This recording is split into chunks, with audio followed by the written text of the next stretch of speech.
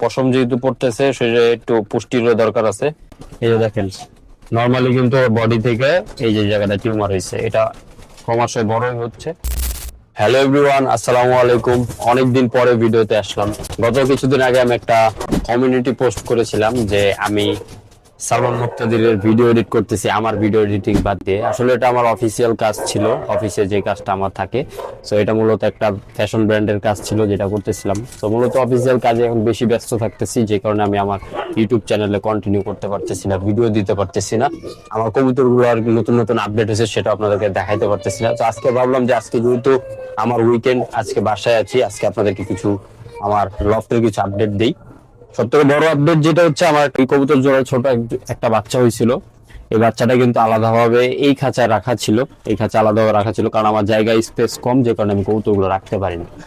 এইখানে রাখা হয়েছিল। এটা কিন্তু ওই বাচ্চাটা না, ওই বাচ্চাটা আমি আপনাদেরকে দেখাই। ওই বাচ্চাটা হয়েছে এই যে মোল্টিং হইতেছে আমার কবুতরের বৃষ্টির সময়। এই সময়টা মোল্টিং হয়, আপনারা জানেন। এই যে অলরেডি কিন্তু এই যে পশম পড়তেছে। সো এই সময়টা ওদের শরীরের কালারটা চেঞ্জ হয়, ওদের শরীরের পশমগুলা পরে নতুন ভাবে হয়। তো এই সময়টায় কিন্তু আমাদের কৌতুকগুলোকে একটু ভিটামিন দিতে হয়। সো আমি আজকে হয়তো বা কৌতুককে ভিটামিন দিব। সো এই হচ্ছে ওই বাচ্চাটা, দেখেন একদম বাবার মতো হয়েছিল। আর এই যে দেখেন ওর মোল্টিং হইতেছে। আর এই সময়টা কিন্তু আমরা চেষ্টা করবো আমাদের কৌতুকগুলোকে ফ্লাই না করাইতে।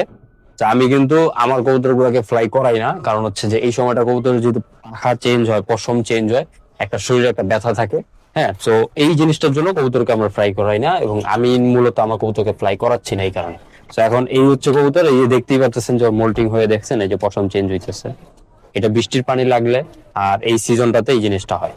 এই বাচ্চাটা এরপরে এর এর ঘরেরই ওর পরে আর একটা বাচ্চা হয়েছে, কারণ ওদের বাবা মা সিঙ্গেল বাচ্চা দিচ্ছে, ডাবল দিতে পারে নাই, কারণ আমি ঠিক মতো খেয়াল রাখতে পারি নাই, যে কারণে ডাবল দিতে পারে নাই। আরেকটা বাচ্চা হয়েছে, হচ্ছে এটা হচ্ছে এখন সর্বকনিষ্ঠ বাচ্চা আমাদের বাসায়, মানে ওর বয়স সব থেকে কম অন্যান্য কবুতর তুলনায়। এই হচ্ছে একদম সেম দেখতে হয়েছে। দেখাই। অনেকে একটা কমপ্লেন করেন আমাকে যে ভাই আপনি কবুতরের পায়ে কেন ট্যাগ লাগান না। আসলে ছোটবেলা আমি লাগাইতে পারি না, মূলত ভুলে যাই ওই সময়টা, কারণ আমি বাসায় খুব একটা থাকি না, যে কারণে আর লাগানো হয় না। হয়তো বা ক্লিপ টাকাই না লাগিয়ে দিতে হবে। এই যে আরেকটা বাচ্চা হয়েছে, দেখেন এটাও একদম সেম সেম সাইজের হয়েছে, একদম মায়ের মতো কালার হয়েছে। আর ফিটনেসটা পাইছে একদম বাবার মতো। এই যে দেখছেন, একা একা খাইতে পারে, যে কারণে আমি ওরা আলাদা করে দিছি। ওর চোখটা দেখেন। এই হচ্ছে কবুতরটা, মাশাআল্লাহ খুব সুন্দর হয়েছে। যাও তুমি এখানে থাকো। ওরা আমরা এখন আর ছাড়তেছি না, কারণ বৃষ্টির সময়, আর এমনিতে কবুতর ঠান্ডা লাগতেছে এই সময়টাতে। তো যে কারণে ওকে ছাড়া হচ্ছে না। আর এইখানে ফিমেল একটা ছিল আমার, যেটা সবজি ফিমেল, ওরা আলাদা করে রাখা হয়েছে। ওরও মোল্টিং হচ্ছে, এই যে ওরও কিন্তু মোল্টিং হইতেছে অলরেডি। কারণ হচ্ছে এখন যদি মোল্টিং হচ্ছে, আমি অল্প কবুতর ছাড়তেছি না, কারণ এখন মোল্টিং এর সময় কবুতরগুলোকে একটু কে রাখা ভালো। আর খাবার দেখাই, আপাতত এই খাবারটাই দিচ্ছি। এই যে একটু ঠান্ডা ওয়েদার আছে, যে কারণে কুসুম ফুলের বিচিটা যাচ্ছে, সরি সূর্যমুখীর বিচিটা যাচ্ছে। সাথে যাচ্ছে বাজরা, গম, তারপর হচ্ছে ডাবলি, রেজা, এই আর ভুট্টা আছে। ভুট্টাটা দরকার খুবই এই এই সময়টাতে, কারণ এই সময়টাতে কবুতরের কিন্তু ভুট্টাটা খুবই দরকার। পশম যেহেতু পড়তেছে শরীরে একটু পুষ্টির দরকার আছে, যে কারণে ভুট্টাটা দরকার। ও আমার হাতেই খায় সবসময়। একটা অ্যাক্সিডেন্ট বলা যায় লফটে। অ্যাক্সিডেন্ট বলবো কিনা জানি না, বাট মনে হচ্ছে অ্যাক্সিডেন্ট, এরকম একটা কিছু দেখা। আমার একটা কবুতর, সেটা হচ্ছে সর্বপ্রথম আমার বাসায় একটা সাদা কবুতর ছিল, আপনারা চিনেন কবুতরটাকে, যেটাকে আমি হোয়াইট ট্রেসার বলতাম বা বাগদাদি হুমা বলতাম। বাচ্চা ওই কবুতরটার কিন্তু এখানে টিউমার হয়েছে, দেখেন আপনি অস্বাভাবিক ভাবে দেখছেন।